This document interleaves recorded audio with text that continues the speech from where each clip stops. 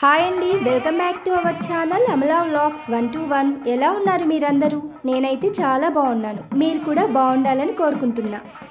వినాయక చవితి అయిపోయిన చాలా రోజులకి కళ్యాణం పెడుతున్నాను ఏంటా అనుకుంటున్నారా? ఒంగోలులో మేముండే ఏరియాలో వినాయకుడిని 1 మంత్ దాకా ఉంచుతారండి. ఈరోజు ఎగ్జాక్ట్గా నేను పోస్ట్ చేసే రోజే వినాయకుడి నిమగ్నం అన్నమాట.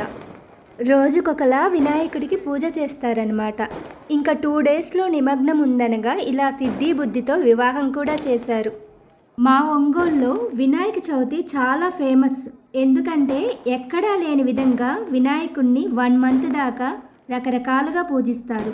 రోజుకో సెలబ్రేషన్ చేస్తారు.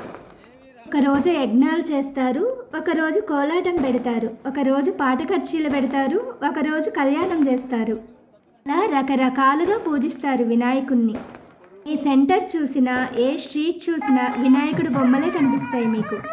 ఇంత మహోన్నతంగా చేసే ఈ వివాహము మీరు కూడా చూడాలి కదా, అందుకే ఈ వీడియో పోస్ట్ చేస్తున్నా. అన్నట్లు ఈ పూజలో మా శ్రావ్య వినయలు కూడా కూర్చున్నారు చూడండి. లడ్డూ వేలం పాట కూడా చాలా ఎక్కువైపోతుంది, లక్షలు కూడా దాటుతుందండోయ్. నాతో పాటు మీరు కూడా కళ్యాణం చూసేద్దురు రండి. కొడుకు నిమగ్నం పూర్తవ్వగానే అమ్మ నవరాత్రులు మొదలవుతాయి తెలుసా? మా ఒంగోలులో అమ్మ నవరాత్రులు కూడా బ్రహ్మాండంగా చేస్తారు. ఇక మీదట ఆ వీడియోస్ కూడా పెడతాను. వినాయకుని కళ్యాణం చాలా అరుదుగా జరుగుతుంది, ఎక్కడో ఒక చోట. ఇంతటి మహత్కార్యాన్ని మన అందరి ముందుకి తీసుకొచ్చిన వాళ్ళకి చాలా ధన్యవాదాలు. విఘ్నాలు తొలగించే ఆ విఘ్నేశ్వరుడి కళ్యాణం చూడటం ఒక వరం. ఎవరో అదృష్టవంతులే చూడగలరు. అలాంటి అదృష్టం నాకు దొరికినందుకు నేను చాలా సంతోషపడుతున్నాను.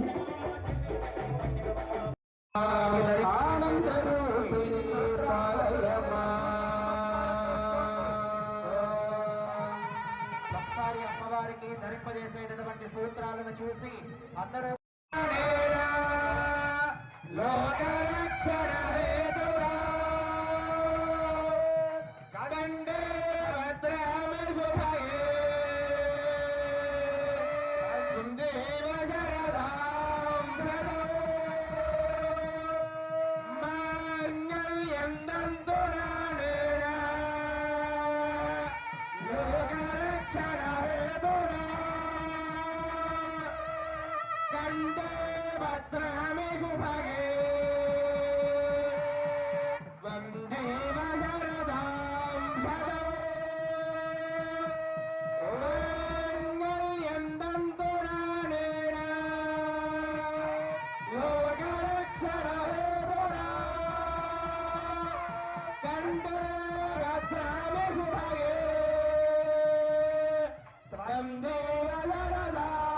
వినాయకుని కళ్యాణం చూడటం ఒక వరం కదా, అందుకే తాళి కట్టేటప్పుడు ఏం మాట్లాడలేదు. ఇప్పుడు తలంబ్రాలు చూద్దాం.